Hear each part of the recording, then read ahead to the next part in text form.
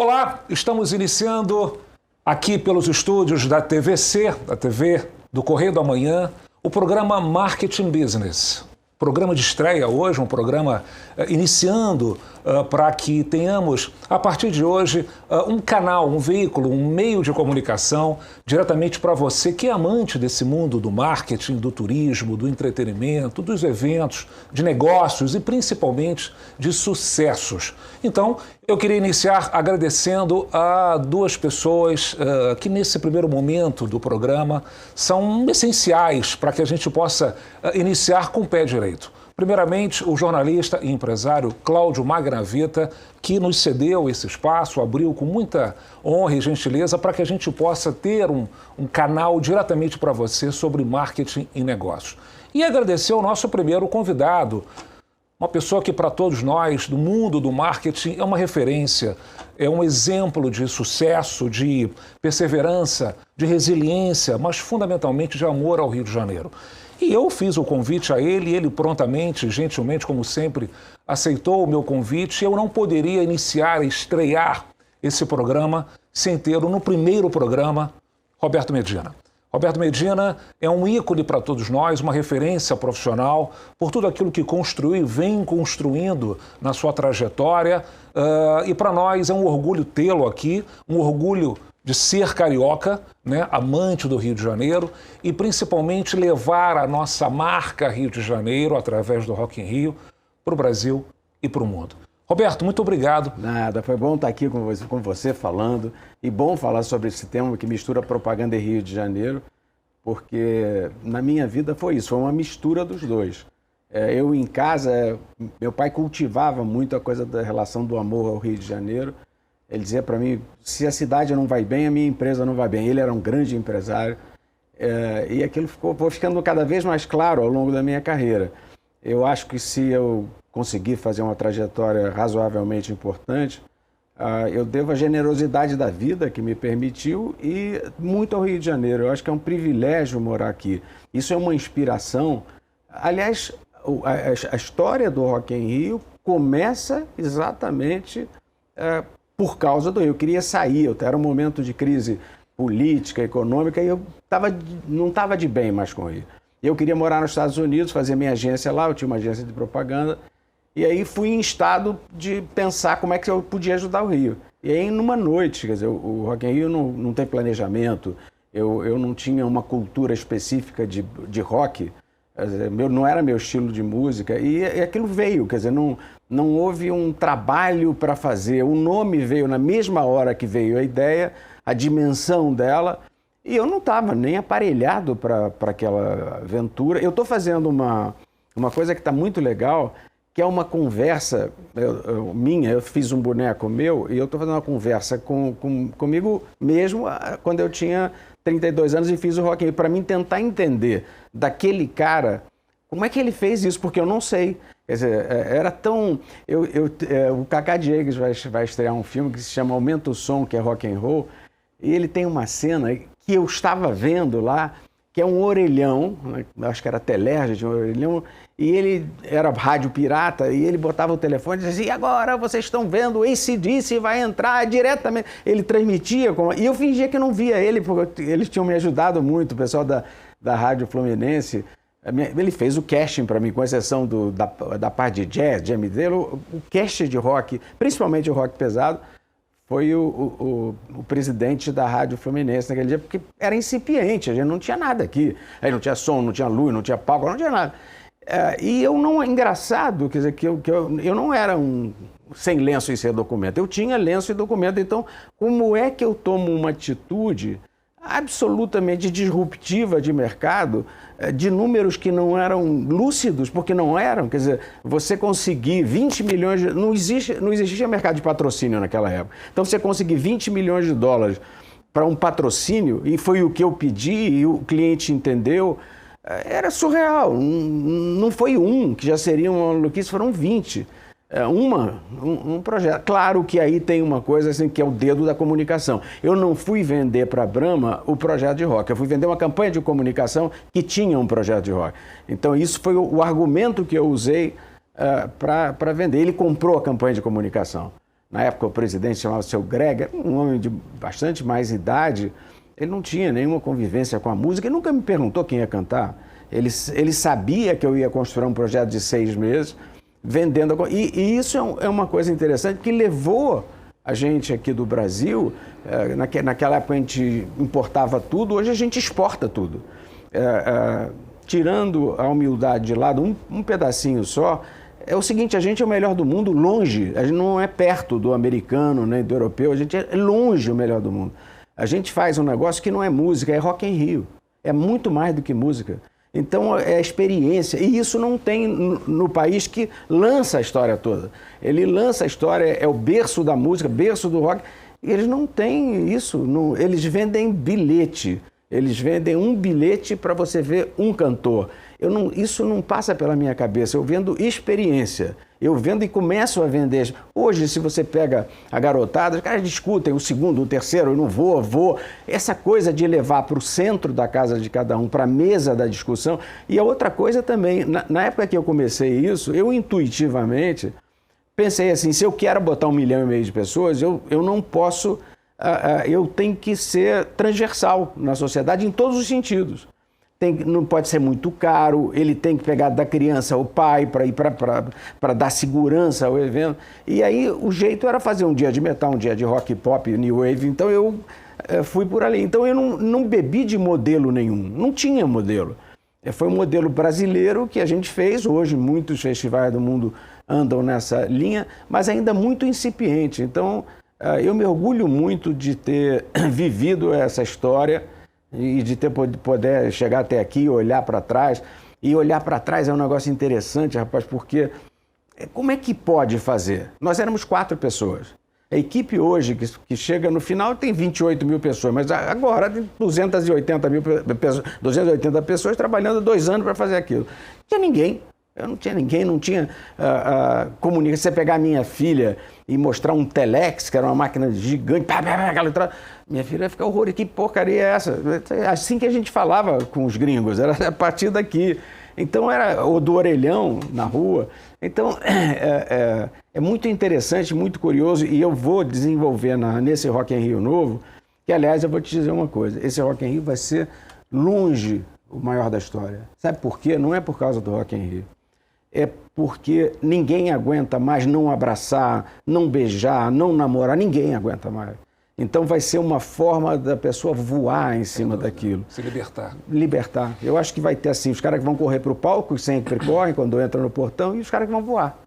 Que é voar, por si só. É um ambiente que vai estar, o passaporte é de alegria. É verdade. Então, eu acho que esse vai ser muito emocionante, já é normalmente, eu acho que vai ser muito emocionante. Roberto, a cada papo que a gente tem, e a gente fala um pouquinho de Rock in Rio, que é inevitável falarmos de Rock in Rio, eu vejo o brilho nos seus olhos. É impressionante. Você se emociona sempre, porque eu sei, na verdade, eu não sei tanto, mas pelo pouco que eu sei, desses momentos difíceis, evidentemente de muitas glórias, de muitas emoções, mas também momentos de muitas angústias, dificuldades que você passou nesses 37 anos de história de Rock in Rio, que completou agora em janeiro 37 anos. São 20 edições, você rodou o mundo, e eu fiquei anteontem, muito emocionado, até me preparando para esse nosso papo. Eu estava vendo o show do Bruno Mars, que para mim é um fantástico artista, no Rock in Rio de Portugal. Eu falei, cara, que loucura, Rock in Rio em Portugal. Claro que a gente sabe disso, mas é muita audácia levar a marca do Rio de Janeiro e plantar em Portugal e já ter 8 edições. Então eu queria te perguntar o seguinte, para essa juventude, né, que está aí procurando, tentando se achar no meio profissional, você sonhou há 37 anos e você acordou com o Rock in Rio pronto. O que você deixa para eles de mensagem para que sonhe e realize? Não é fácil. Eu acho que tem uma coisa assim principal nessa história. Se eu puder, de alguma forma, ser um pequeno exemplo que vale a pena sonhar, e valeu para mim, eu, quando fiz o Rock in Rio, essa aventura toda, por uma perseguição política, destruíram a cidade do rock, e eu fiquei muito deprimido, eu perdi tudo que eu tinha, eu perdi meu prédio de 11 andares, perdi tudo que eu tinha. Fiquei uns meses no campo, não queria falar com ninguém, porque foi muito forte. você como empresário, a ideia não resistiria ao tempo a partir dali. E o governador, então, fez uma lambança. Enfim, ele foi, a gente está aqui fazendo sucesso. Mas foi muito duro primeiro. Eu não conversava mais com a marca a partir do primeiro. Eu não queria saber dessa história. Foi muito duro. Ficou com trauma? Fiquei com trauma do primeiro, porque foi muito pesado. Quer dizer, eu consegui entregar e em momento algum, mesmo sabendo que eu ia perder tudo, em momento algum eu pensei assim, eu não vou entregar, eu queria entregar. E eu fiz melhor do que eu prometi. Minha tarefa, mesmo sabendo antes o que ia acontecer, era o seguinte, eu vou fazer mais. E eu fiz mais. Fiz porque era um compromisso da alma com as pessoas que acreditaram em mim. Então, quando vejo a trajetória, quer dizer, um rapaz com uma ideia de fazer um evento maior do mundo, num lugar que não tinha banda, que não tinha equipamento, não tinha credibilidade. As pessoas que acreditaram em mim, na imprensa, os empresários, as pessoas que foram. Eu me lembro o dia que eu saí de casa, aqui na Avenida das Américas, e aquela avenida lotada de gente andando. Eu digo, caraca, aconteceu. Então é tão bom, sabe, que depois que baixa a poeira, eu fui trabalhar, paguei minhas contas, arrumei minha vida. Quando baixa a poeira, eu falei, pô, caraca, a sensação quando abre a porta do seu sonho e diz isso aconteceu, isso valeu a pena, é muito bonito. Você vender sorriso, vender esperança, é isso que acontece com a música. A música é uma linguagem que une todo o universo de tipos, credos, religiões. E num país tão rachado, esta música, isso é uma coisa também que tem a ver com esse momento. Quer dizer, a música é alegria, não é de esquerda nem de direita. A alegria é alegria, é a essência do homem. E a gente não anda feliz. O Brasil está triste. O Brasil está com um sentimento de vira-lata que não é. A gente não é vira-lata. A gente tem exemplos, poucos, deviam ser mais, a gente tem exemplos de que a gente se supera e faz melhor que os outros. Então, eu acho que quando a gente abre aquela porta... Você falou de Portugal. Eu uma vez cheguei lá em Portugal, perto no dia do evento, aí eu peguei um táxi para ir para a cidade do rock de lá. Aí eu falei para ele, era crise econômica, 2008, porra, ele falou, Portugal não está legal, mas a cidade do rock está bombando. Então a cidade do rock tem vida, a cidade do rock é feliz, as coisas acontecem, a luz acontece na hora, os caras chegam, a gente virou uma referência, isso me orgulha muito, caraca, valeu, né? Valeu. Não é fácil, o que você me pediu para falar com os jovens, eu no meu Instagram, de vez em quando, porque eu não vejo isso, mas de vez em quando eu entro e eu dou meu recadinho e a pergunta é muito no que você está falando. Poxa, será que vale a pena? Vale. Vale a pena. Não é gracinha, vai ter momentos que você quer jogar toalha, que você chora no banheiro e aí você respira e você entrega. Eu acho que esse é o maior exemplo que a gente pode ter hoje para essa garotada que está assustada. Essa garotada tem medo. Não pode ter medo, não. A gente tem que ser disruptivo, a gente tem que propor novo, não tem que ficar com vergonha de seguir sua intuição, mesmo que ela seja estranha. Eu segui minha intuição, eu achava que eu ia entregar aquilo. Eu não tinha nenhum dado de mercado, hoje você tem pesquisa para todo lado. Mesmo que você tenha pesquisa, quando você pega as grandes histórias, não foi por aí.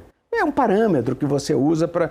Porra, foi da alma. Chega um momento que, porra, teu corpo responde à ideia. Então, e aí vem um estalo, assim, esse é o caminho. E aí tem que construir. Aí você tem que camelar, brigar, vem para trás, vai para frente.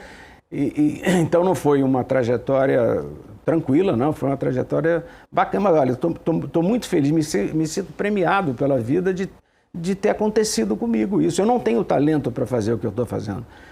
Eu acho que eu tive um pouquinho de sorte também. Não, você tem muito talento. Roberto, eu sei que você é um apaixonado, como todos nós, pela Disney, né? E você é um profundo reparador dos detalhes, do encantamento que a Disney nos proporciona. E você acabou de falar uma palavra que, no meu entendimento, falta demais para todos, ou para alguns, de fato, que trabalham nessa nossa área, emoção. Você coloca no Rock in Rio emoção, né? Você coloca, além dessa grande experiência, são experiências extremamente emocionantes, né? Quer dizer, em todas as áreas, na música, na gastronomia, no serviço, tudo te emociona. como é a Disney, né? Por que a gente está vivendo um momento de tanta falta de emoção?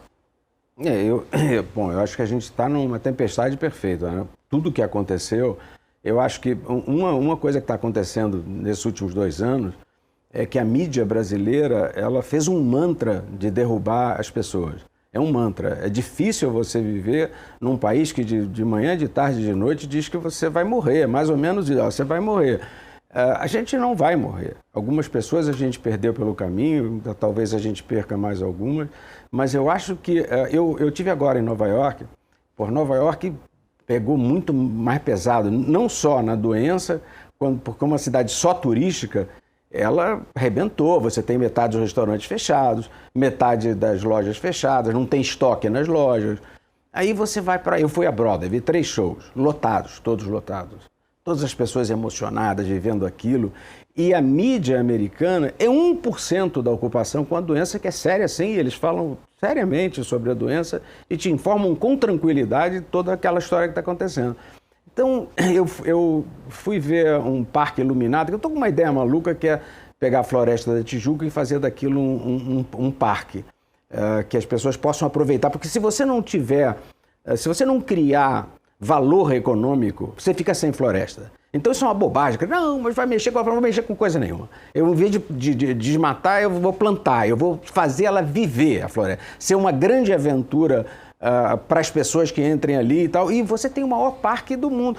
Se você quisesse trazer a Disney para cá, eu já andei nessa conversa, não tem conta. É um dinheiro que o Brasil não vai ter nunca, porque não tem turismo para poder apoiar uma coisa dessa. Essa é uma outra coisa ruim, vamos falar disso. Mas eu acho que, eu estava te falando, eu fui às 9 horas da noite, estava 8 abaixo de 0, frio, umas luzinhas que eu não faria nem ali na esquina. E os caras, aquela fila gigantesca para ver aquelas lampadinhas. Porra, a gente é bom nessa porra. Se eu estivesse fazendo aquilo, a gente ia fazer de verdade aquela coisa. Ali no Jardim Botânico dele, com 10 abaixo de 0, aquele negócio lotado. Então, mesmo toda a enjambrada que estava em Nova York, com os puxadinhos dos restaurantes para poder servir fora, você tinha a impressão da mágica. O Rio teve mágica. O Rio teve mágica. Eu conheci, eu vivi, garoto, a mágica do Rio. Aonde que a gente perdeu no caminho, tem tantas coisas, mas eu não aceito desistir do Rio. Eu não aceito. Esta é uma coisa que não está na discussão. Eu não consigo. Aí eu perco minha essência. Minha essência nasce na Serra, em Areal. Minha essência nasce no pôr do sol do Apuador. Eu cresci na praia em Copacabana. Minha essência é essa. Eu tenho que defender isso. Não abro questão em relação ao Rio de Janeiro. É minha inspiração permanente de vida. Quer dizer, e a gente é generoso. Eu me lembro, eu estava na Espanha fazendo Rock in Rio, e a gente ia fazer um projeto social, e a televisão principal da Espanha veio aqui na Rocinha, Alemão e tal, para entrevistar as pessoas que o Rock in Rio formou em 2001. A menina, bacana e tal, eu esqueci daquilo, passa um mês, eu encontro com a menina, eu falei, você foi? Ela falou, fui. Vocês são mais educados na Rocinha do que a gente nas casas ricas daqui. E somos, nós somos generosos, nós somos gentis. Nós não temos problemas de raça. Mas essa conversa está maluca, essa separação. Claro que a gente tem que evoluir em todas as coisas que façam a gente se ligar na questão do racismo, na questão. Mas nós estamos. Isso não é uma conversa só moderna. Eu abri o Rock in Rio com o Ney Matogrosso quase despido no palco e a gente não conversava sobre isso.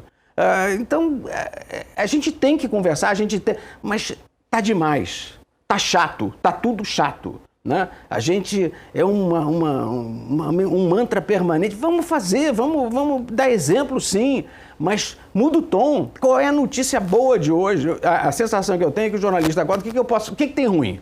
Não, acorda diferente, o que tem bom no Rio de Janeiro? Tem muita, nascem, casam, namoram, tem tudo de bom no Rio de Janeiro. Parece que a gente abre uma janela no tempo, quando abre o Rock in Rio, ou o Carnaval, que, aliás, é um ativo. Rapaz, eu vou te dizer um negócio, se você quiser produzir o Carnaval, o país não tem dinheiro para produzir. Se aquilo custasse o que aquilo vale, tem dinheiro para fazer. Então, aquela peça ali a gente tem que aprimorar, dar mais brilho ao carnaval ainda mais brilho. É possível trazer os grandes artistas internacionais para assistir, para trazer a mídia junto, para ser... É uma festa improduzível pelos Estados Unidos. Não tem como produzir aquela festa. Então, caramba, vamos dar a luz, a importância. Aí eu acho que tem um problema estrutural muito grande, que é a política brasileira não respeita o turismo. É conversa fiada aqui, esse negócio do turismo levado a sério. Essa é conversa. Não é levado a sério, não tem verba de investimento nenhum. E você vê, o Rio de Janeiro, sem turismo, você tem um impacto econômico do turista no Rio de Janeiro de quase 30 bilhões, são 27 bilhões e meio. Então, é uma base da cidade, na hotelaria, nos restaurantes, nas conduções, nos aeroportos, é uma base fundamental. E mesmo assim não tem. Se você pegar o orçamento das secretarias de turismo do Brasil, e no caso do Rio isso chama mais atenção porque a gente vive na esquina do paraíso. É só curvar a esquina que a gente vai encontrar o paraíso de dinheiro, não é só de beleza. De dinheiro, e esse dinheiro vai para onde? Vai para imposto vai para a escola, imposto vai para remédio no hospital. É isso, cara, qual é o lugar do mundo que pode se levar a sério, botar o trabalho para fazer alegria, para soltar fogos, para cantar? A questão cultural não tem que ser tratada, não, é base para um estado como o Rio de Janeiro. É a base do Rio de Janeiro. Agora com a questão do home office, que as pessoas estão fora, você imagina, morar na Serra, poder vir uma vez por semana na cidade, você ter um coworking na Serra, no meio da natureza. Só a gente está 1h30 ou de Angra, Paraty, ou da Areal e Itaipava, a gente está aí. Quer dizer, já bastaria a cidade do Rio de Janeiro, mas não, a gente tem mais. E esse negócio não é levado a sério pelo político de plantão, é uma questão estrutural brasileira. Isso aí tem que ser rediscutido a nível nacional. Este negócio é sério, este negócio pode salvar a minha cidade, esse negócio pode fazer minha cidade ficar mais segura. E a gente sabe fazer, e é barato fazer. Né? É mais fácil o político fazer uma estradinha de um lugar para outro de 10 metros do que fazer um projeto de verdade de turismo. Então é uma luta que eu tenho, você acompanhou a minha luta, eu tenho e vou ficar batendo nisso, porque uma hora isso vai acontecer. Eu queria aproveitar esse gancho, é um tema claro que a gente vai falar sobre esse principal negócio do Rio de Janeiro, que é o turismo, de fato, e eu tive a oportunidade de estar em diversas reuniões juntos, e incompreensível, né? Primeiro a sua vontade, a sua determinação, a sua porrada na mesa para fazer a coisa acontecer e juntando peças importantes do cenário para apoiar, para investir, e mais uma vez não aconteceu. Não dá para entender, não dá para entender como esse negócio você vê. Cidades como Orlando, Punta Cana, Cancún, Las Vegas, Buenos Aires, que não têm a emoção, a beleza que nós temos, estão disparadamente na nossa frente. Roberto, por que o Rio não dá certo no turismo?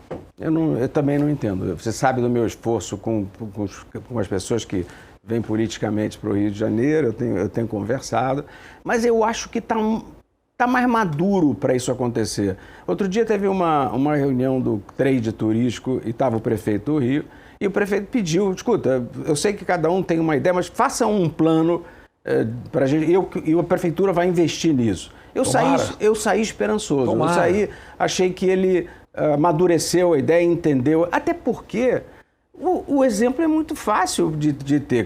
Eu pego o carnaval, o impacto econômico do carnaval, geração de emprego, pego o Rock in Rio. Claro que você não pode gerar 10 Rock in Rio, carnaval, não, mas quando você tem uma massa, você gera uma percepção para o resto do país, para o turismo interno, principalmente, e a gente vai virar o jogo do Rio de Janeiro. Então isso tem que ser uma pauta absolutamente prioritária, e depois é o seguinte, é interessante você ver, eu fiz o projeto do Palco Favela.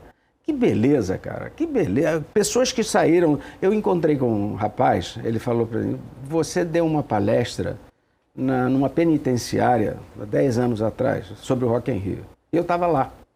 Eu estava na droga, estava muito mal de vida, fui preso.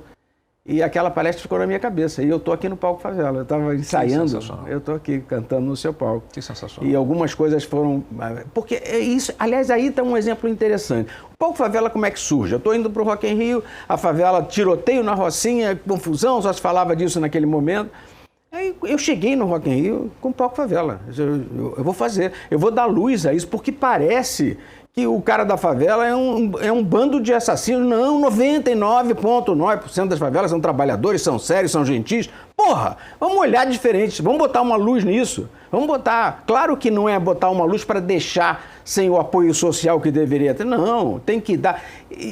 A favela, quer dizer, a primeira coisa é fazer um projeto fundiário para você devolver... na verdade, não é devolver, é legalizar o lugar onde ele tem o barraco dele. É a primeira coisa. E aí ele tem acesso ao crédito. Ele tem acesso ao crédito, ele faz...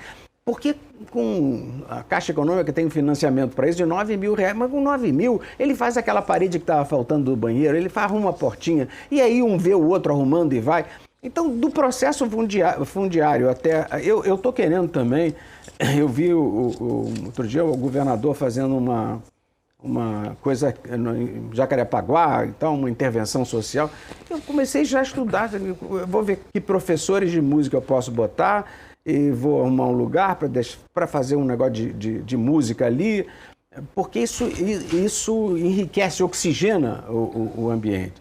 Então, eu acho que a gente tem um monte de desafios, mas são desafios absolutamente palatáveis. E eu estou tentando fazer cada vez mais o Rock in Rio ser um modelo de referência para isso. Olha, isso dá certo por isso.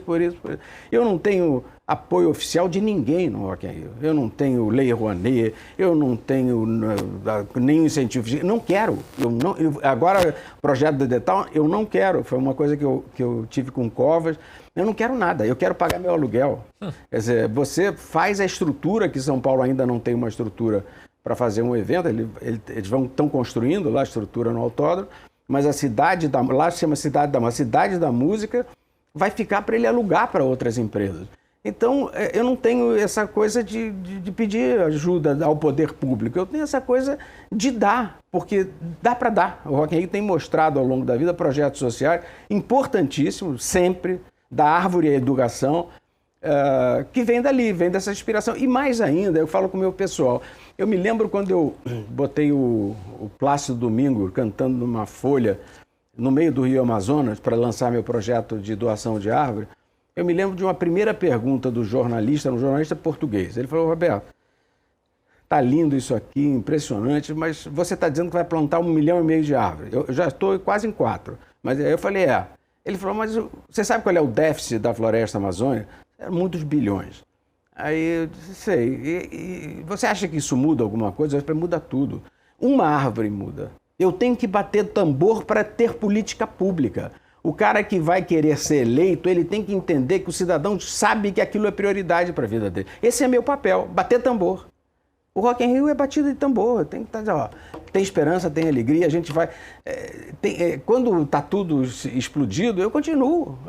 Eu não 95% para mim é 100, não é 94%, é 100. Muito bom, é verdade. Eu queria continuar no tema, nesse bloco de turismo, né, que a gente vivencia e não entende, ou melhor, entende, mas não compreende, né, o porquê os números são tão baixos. Há anos, né, lamentavelmente, o Rio de Janeiro, que amamos e nos dedicamos a isso, ainda ocupa lugares extremamente não condizentes a essa capacidade que tem o Rio de Janeiro. Hoje são mais de 60 mil quartos, aeroportos fantásticos. Como você bem disse, a cidade está pronta. Está pronta. Está pronta para receber o mundo, como recebeu na Olimpíada, como recebeu na Copa do Mundo. E o que mais me incomoda e me incomodou muito é a falta de, não só entendimento político, não agora, mas de muito tempo atrás, né? As pastas de turismo, não só aqui como no Brasil, são dos piores orçamentos. Piores orçamentos. São os piores orçamentos, porque não há um entendimento, né, que esse é o principal negócio, principalmente do Rio de Janeiro. Um exemplo claro, um país da Europa tem 480 milhões de euros de verba de marketing para se gastar no ano. Vem dos cassinos, vem do governo, vem dos empresários, enfim. Ele tem disponível 480 milhões de euros. O Rio de Janeiro não chega nem a 20 milhões de reais. De reais. É isso aí. É impressionante. É impressionante. E não há milagre. Né? Não há milagre. Então, você que é um publicitário acostumado a sucessos e administrar verbas de marketing imponentes e fazer com que elas, de fato, se realizem em resultados, de fato falta verba no Rio de Janeiro para que a gente decole? Total. Eu acho que é um conjunto de ações. Você disse muito bem, o Rio está pronto. Só não tem o piloto. Está pronto. O avião ficou pronto. Tem que voar. A gente fez novas avenidas, BRT, a gente fez os estádios. Está sobrando até lugar, porque está vazio. Está sobrando. A hotelaria está muito bem estruturada hoje. O Rio está pronto. Falta a iniciativa de dar passos. Como eu disse a você, eu estou um pouco otimista com essa questão. Será que vai começar? Porque eu estou louco para a gente começar. E agora a gente vai ter uma dificuldade extra porque a pandemia acabou com o negócio. Então, as empresas que existiam há 3 anos atrás, quase a maioria acabou. Então, nós vamos ter um processo de reconstrução de empresas menores que entrem para fazer e as empresas que sobraram são muito poucas para essa tarefa. Então, nós temos 2 problemas. Um é que a compreensão de que isso tem um retorno fantástico. O outro, como é que a gente tem estrutura porque a pandemia não diminuiu o negócio, acabou com o negócio.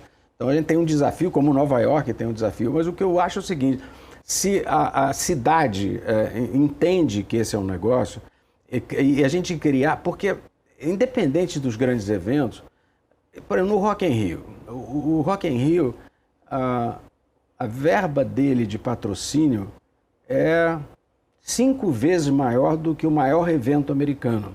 Os Estados Unidos tem 12 vezes mais investimento no setor de patrocínio que o Brasil. E mesmo com 12 vezes menos, a gente é 5 vezes maior do que está lá. Por quê?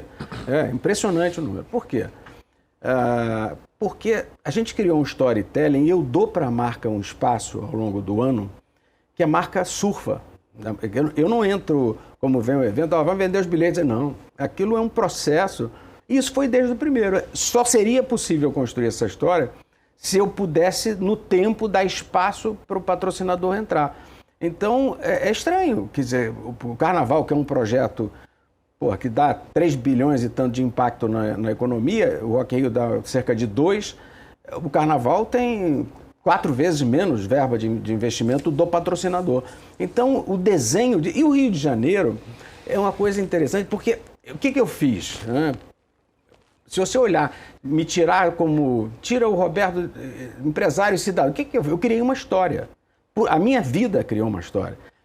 Então, o Rio de Janeiro tem a história dele. Quer dizer, essas coisas todas de revisitar o passado do Rio de Janeiro, quer dizer, não precisa, eu uso muito uma expressão assim, o Rio de Janeiro, basta você acender a luz e botar uma bilheteria na porta porque vai vender. E esse negócio que eu te falei da floresta, quando eu entendi que a Disney não podia vir para o Brasil, na hora, a gente já tem a Disney. Se eu fizer a fantasia em cima da floresta que está ali abandonada, o que vai acontecer com a floresta? Vão ocupar. Vai virar barraco. Essa conversa, protege, vai virar barraco.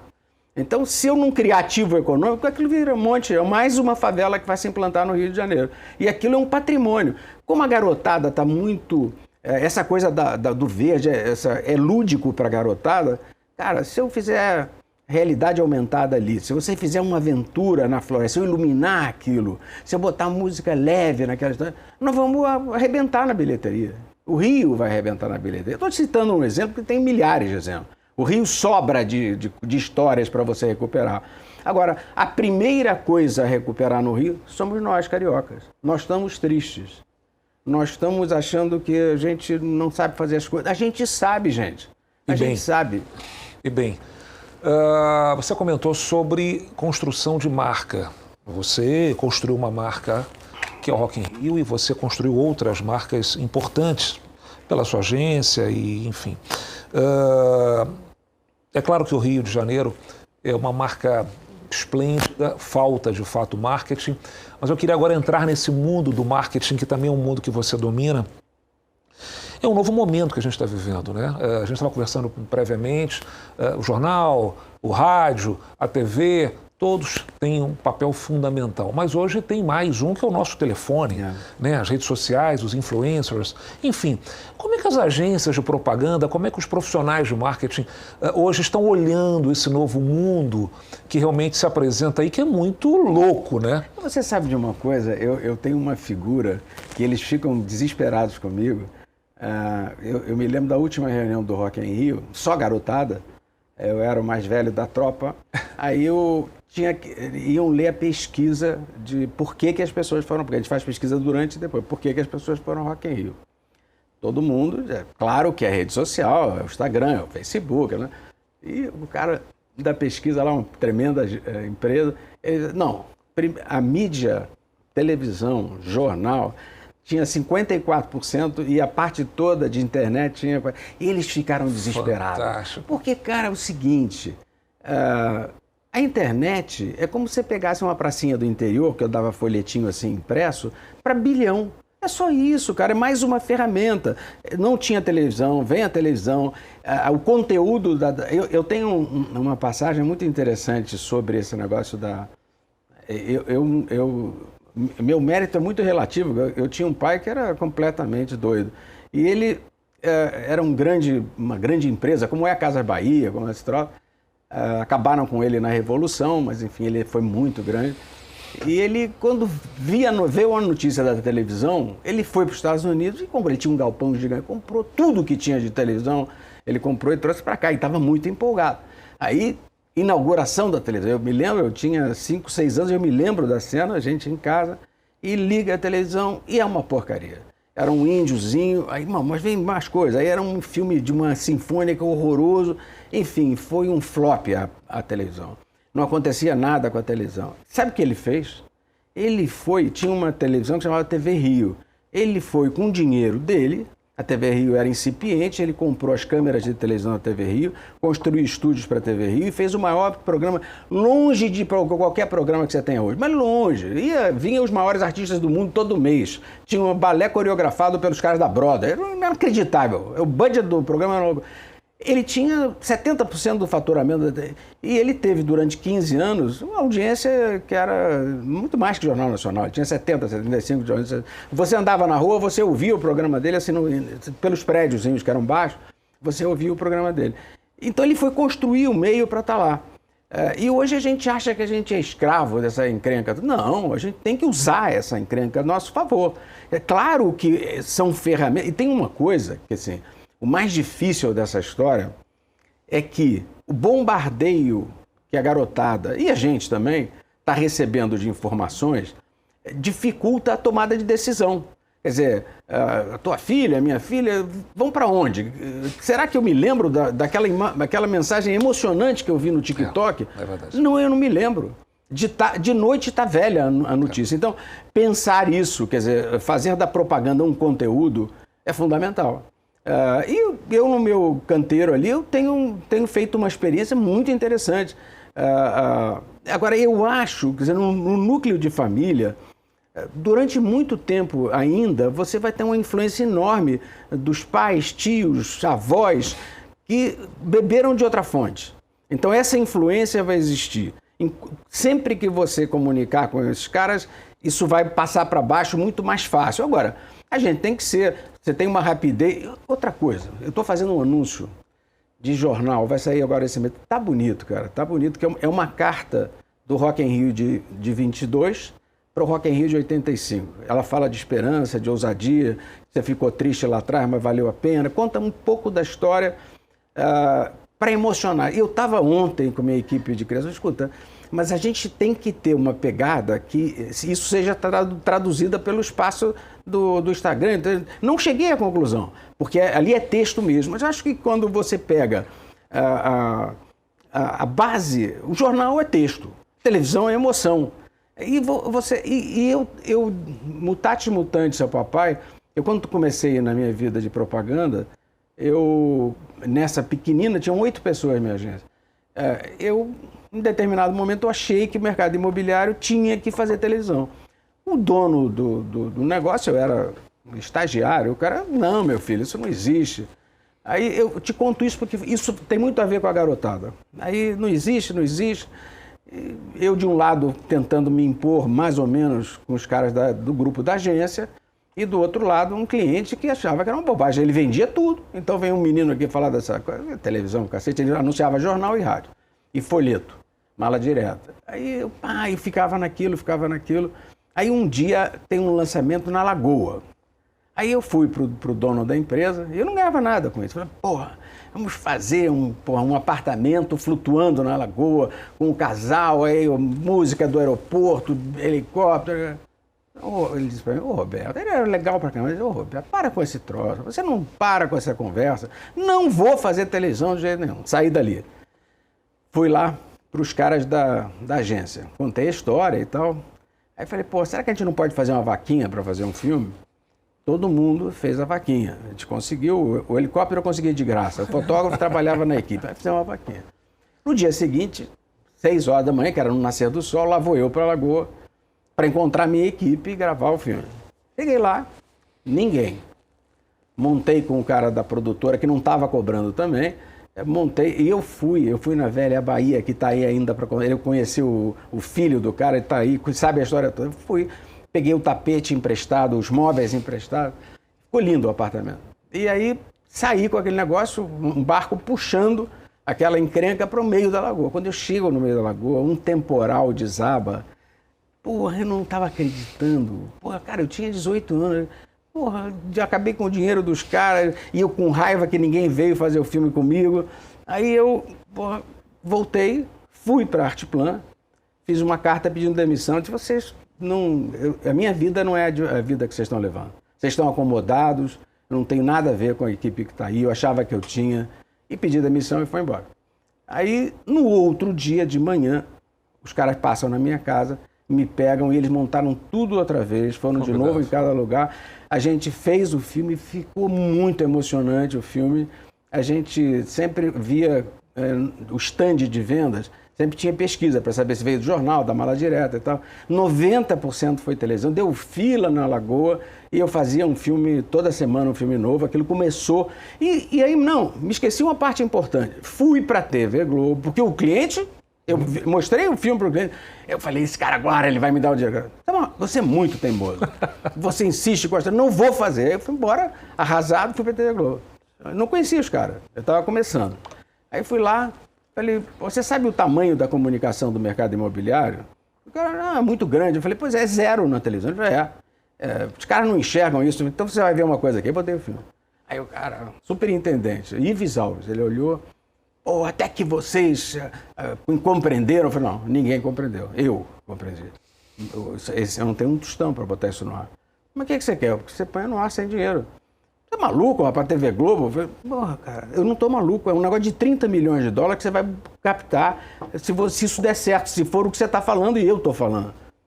Botou no ar de graça. Então eu entrei com o filme de graça, entrei de graça, explodiu a venda, ele ganhou os 30 milhões de dólares. Sabe quando que hoje o publicitário faz isso? Nunca. Aí o cara, mas o cara não vai concordar. Mas o plano de mídia não sei o quê. Mas isso é assim porque... chuta o balde. É engraçado, eu quando vejo minha relação com os meus filhos, parece que eles são meus pais. Porque eles me põem eu chuto o balde. Ele não, arruma e tal. Então hoje falta isso, chutar o balde. Falta, com certeza. Chuta o balde com responsabilidade. É um medo de perder emprego? Eu não sei, rapaz. Eu acho que o mundo tá difícil, tá chato, tá aborrecido, umas conversas que não levam a lugar nenhum. A gente tem que falar mais de alegria, a gente tem que cantar, a gente tem que se emocionar de novo. Sabe, a gente tá feito zumbi, uma geração que põe um celular na frente. Eu vejo mesmo ali no Rock in Rio, o cara estão vendo um show do lado do artista, o cara tira o celular, cara, ali não, pelo amor de Deus. E os artistas estão falando isso também. Para dessa merda aqui, 1 minuto pra gente olhar no olho. Então, a gente tá criando uma geração de zumbis com uma estrutura rasa de conhecimento. Meu Deus, o mundo que a gente está fazendo, daqui a pouquinho são eles. Eles têm que se preparar minimamente para isso. Eles não veem a vida, não veem as paisagens. Não. Entram no mundo digital e é o mundo deles, lamentavelmente. Eu fiz a minha primeira viagem internacional, eu tinha 18 anos. Minha filha já viajou o mundo, já morou comigo, a minha pequena. Ela faz isso e eu fico louco. Ela põe aquele telefone... É motivo de muitas discussões, mas enfim, a gente espera que isso melhore, né? E que possam, de fato, assistirem às paisagens que o mundo nos proporciona, né? E não apenas pelo telefone. Não precisa do 3D, porque a gente tem todos os Ds. É isso aí. Roberto, eu queria bater um pouquinho mais no marketing. Vamos lá. As agências do Rio, as agências de propaganda no Brasil, evidentemente, sofrendo esse momento, não só de pandemia, como um momento de novas tecnologias, novos meios. Eu queria te fazer uma pergunta muito objetiva e didática. Você, com o Rock in Rio, pela sua competência da sua equipe, você fala de Rock in Rio o ano inteiro. Você cria pílulas o ano inteiro. O Rock in Rio não sai da nossa cabeça. O ano inteiro. Isso para mim é um case, você não fala apenas um mês, 2 meses antes do Rock in Rio acontecer. Você está no nosso coração o ano inteiro. Isso é um exemplo para marcas que não fazem isso? Não, eu acho até, pegando o case do Rock in Rio, eu acho que as marcas poderiam aproveitar muito mais. Eu acho que essa onda, surfou bem nessa onda, Coca-Cola em 91, a Brahma, quando nasceu o Rock in Rio, surfaram bem porque a campanha, a American Life, a campanha, ela era uma campanha da própria... como a conta era minha, né, eu criava... Para ser, o balé era da Brahma, quer dizer, eu me lembro a história da primeira, eu construí o que eu estava fazendo ao vivo, eu construí para eles. Eu tinha um balé, eu trouxe uns caras de Broadway também, talvez seja influência do papai, trouxe esses caras, fiz balé, depois fui criando uma história de construção com a Brahma dentro. A Coca-Cola fez isso e eu tive um depoimento da Coca-Cola, isso é interessante, o presidente da Coca-Cola que está aí, ficou 15 anos como presidente da Coca-Cola, ele deu uma entrevista no Globo, ele falou assim, antes do Rock in Rio acontecer, o Rock in Rio já tinha pago sua conta, não precisava acontecer. Eu faturei tão mais, só com a história do Rock in Rio. Então, cara, é claro que é comunicação. Então, eu acho que é uma oportunidade muito grande. Eu acho que, aquilo que eu estou te falando, está havendo uma transformação. O Rodolfo, meu filho, ele está com 16 empresas, todas elas focadas em comunicação, lançando startups. É um mundo diferente, é um mundo mais difícil de você olhar. Agora, tem que sacudir isso tudo, e isso vai chegar um momento que vai descer a poeira, a gente vai entender. Você pega o metaverso. Não vai ter metaverso nenhum. Isso é conversa fiada. O NFT, eu vou até botar um NFT do Rock in Rio, mas não vai acontecer. Isso é uma bobagem. Eu quero o meu quadro, pô. Eu não quero ficar com o quadro guardado no computador. Isso é uma bobagem. Vai ficar engraçadinho, principalmente no mercado americano, aqui 2, 3 experiências. E eu não estou falando assim, eu quase abri uma empresa. Quando eu entendi o que é, não, isso não tem valor. Não tem valor. E o metaverso tem valor nenhum. É uma bobagem. Aquela Second Life já fazia um pouquinho isso, você entrava ali na história. Eu tentei, há uns 15 anos atrás, fazer a cidade do rock permanente. Mas a tecnologia, eu fui a Los Angeles, fiz reunião, a tecnologia era tão pouca que era decepcionante. Então, me desinteressei dessa história. Mas são muitas informações que o marketing está recebendo, e a propaganda também, que tem um tempo de processo nisso tudo. Eu mesmo, se fosse fazer uma campanha, ou eu, o Nizam, o Washington, a gente ia se sentir inseguro de ir para o mercado, mas a gente ia encontrar. E eu acho que a conta acaba. Esses meninos podem ficar no celular, mas vai ter uma hora que ela vai se apaixonar por um cara, que o pôr do sol do apoiador vai ter o tempo de um pôr do sol, e que ela não vai poder usar isso. Quando eles entenderem, eles vão entender. Vai chegar o tempo de dizer, porra, tá chato. Como é que é essa vida desses caras antigos? Não existe beijo na boca virtual, né? Não. Isso aí ninguém... lamentável, mas... Mas é o que temos aí. É o que temos aqui, a gente tem que administrar e buscar caminhos para que a garotada, principalmente... Principalmente a garotada. Entenda que é importante, mas também o beijo na boca, o pôr do sol, o pegar na mão, o ouvir a música e não apenas no celular, no telefone, é muito mais gostoso.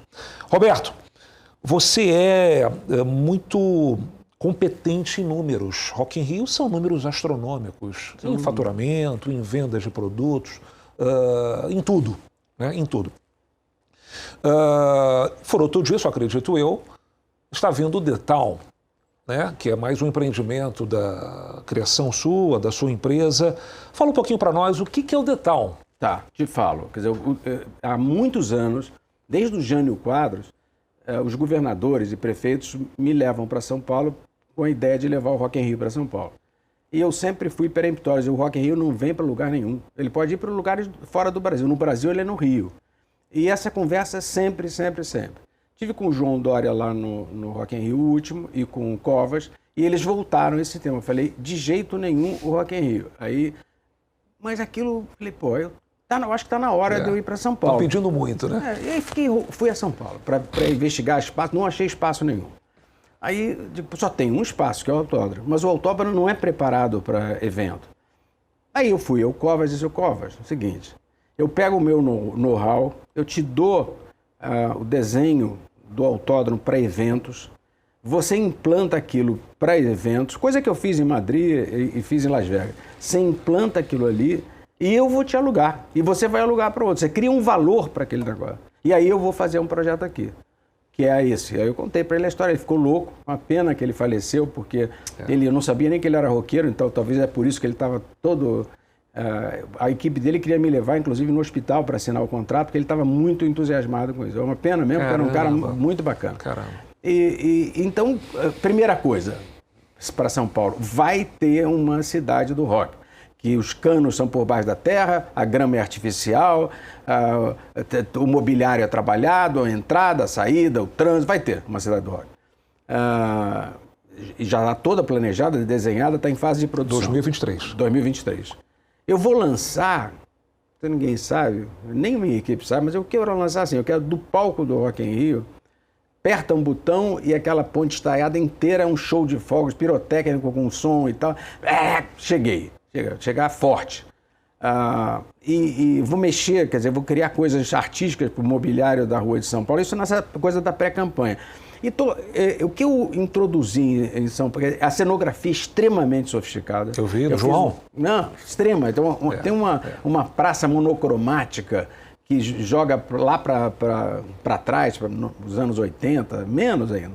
E ali vai ter jazz, que é uma coisa com a cara. Eu vou fazer também um lugar de artes, que eu vou pedir o pessoal de street art para desenhar e vou leiloar e com a causa social que o projeto, eu ainda estou trabalhando nessa história. Então você vai ter o palco. Eu me lembro um americano que foi presidente da maior empresa dos Estados Unidos, eu trabalhei com ele quando fui para os Estados Unidos, eu só brigava com ele. Aquilo era um inferno, a minha relação com o cara. Aí, tem a inauguração do Rock in Rio em Las Vegas. Aí o cara foi e falou, Roberto, queria pedir desculpa. Eu falei, por quê? Porque eu conhecia esse negócio de evento de música daqui para lá. Daqui para cá eu nunca vi. Então eu tenho insistido com você, mas eu não sabia que tinha um daqui. Daqui para cá é um negócio chamado Cidade do Rock. Então, vai ter uma cidade que vai ter uma campanha forte. Do ponto de vista artístico, é parecido? Claro que é. Mais ainda, quer dizer, eu estou levando com a chancela do Rock in Rio, dos produtores de Rock in Rio, porque aí já tem a história contada para facilitar o entendimento. Então você tem jazz, você vai ter um palco que se chama One, que é um palco que eu vou botar todas as raças, religiões e tal. Vai ser um palco para falar sobre essa relação que a gente tem com o mundo. Porque eu acho assim, tem que usar esse privilégio, esse canhão da música, para a gente falar dessa união que a gente pode ter. Nós estamos num país muito desunido. É muito triste o que a gente está vivendo. Verdade. E eu acho que a música pode ser. Ali é um momento que todo mundo está sorrindo. A gente se une pela alegria. Então, esse palco é isso aí. O palco principal, eu peguei o Skyline, rapaz, é um negócio incrível. Lindo. A altura dele é um prédio de 30 andares, a altura. É um prédio todo de metal, é uma coisa de maluco. Tem a coisa de arte, tem uma coisa chamada Factory, onde eu vou botar rap, trap, hip hop, dança de rua. Então, meu amigo, vai ser uma confusão e já estou com dos patrocinadores grandes, só faltam 2, dos 6 já tem 4. Amém. Então... Que bom. Você falou uma última palavra aí, que é o tema do nosso papo final. A gente está terminando, 1 hora de programa. Grande. Você tem o que falta na cabeça de muitos. Pensar grande. Você pensa grande. Pensar pequeno para você não combina. E eu acho que isso falta demais na cabeça de diversas autoridades que representam não só a cidade, o estado, o país, que é fazer com que a gente realize grande, não só no Brasil, como também para fora do Brasil. Você faz isso com muita maestria. O que é pensar grande para você, Roberto? Olha, eu acho que muita gente me acha corajoso, porque eu faço um evento de 1,5 milhão de pessoas há 40 anos e tanta coisa que a gente aprontou. Eu não sou corajoso. Eu tenho o maior medo do mundo quando... Um ser humano, né? Quando vai começar um rock, durante... Eu tenho muito medo, sempre tive medo. Eu sou um cara muito responsável pelo que eu entrego. Mas você sabe que dá o mesmo trabalho você fazer um condomínio ou vender um terreno, é o mesmo trabalho. É verdade. Então, o que eu faço é o seguinte, como o meu compromisso ele é grande, que é com o Rio de Janeiro, que é grande, eu tento usar essa capacidade. E eu tenho uma noção, que eu não sei de onde vem, de custos. Então, eu mais ou menos, se a gente tiver uma ideia aqui, eu mais ou menos sei quanto vai custar. Eu sei a campanha, não sei o que, os ferros, como é que liga a luz. Eu sei, sempre isso é de mim. Eu comecei com isso, talvez até bebendo da cultura do meu pai. E meu pai me jogou isso. Ele tinha o maior programa de televisão do Brasil, a rede dele era gigantesca. Me jogou isso. E eu acho que eu entrei muito nessa história, porque eu era um crítico do meu pai quando eu era garoto. Eu me lembro, a minha casa, aquilo parecia um backstage de teatro. Entrava a banda de música, artista internacional, aquilo era uma loucura a casa dele. E eu ficava escrevendo poesia. Então ele tinha até pena de mim, quer dizer, um grande empresário tem um filho que fica fazendo poesia. Era meu mundo. Então eu saí da poesia, quando ele foi preso e torturado, não sei o quê, eu saí da poesia e eu queria dar uma resposta a ele. Eu não sei se eu dei, mas ele em vida viu eu trazer o Frank Sinatra, sentou comigo no Maracanã.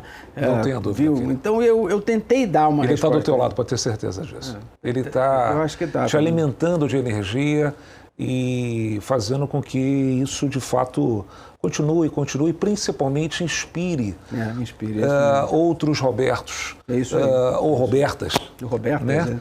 Para que a gente possa continuar em pensar grande, porque é tão legal, é arrepiante quando você pensa e você realiza, né? E a gente fala muito que sonho é quando você, de fato, tira do papel e realiza. Projetos fantásticos na gaveta não adianta nada, né?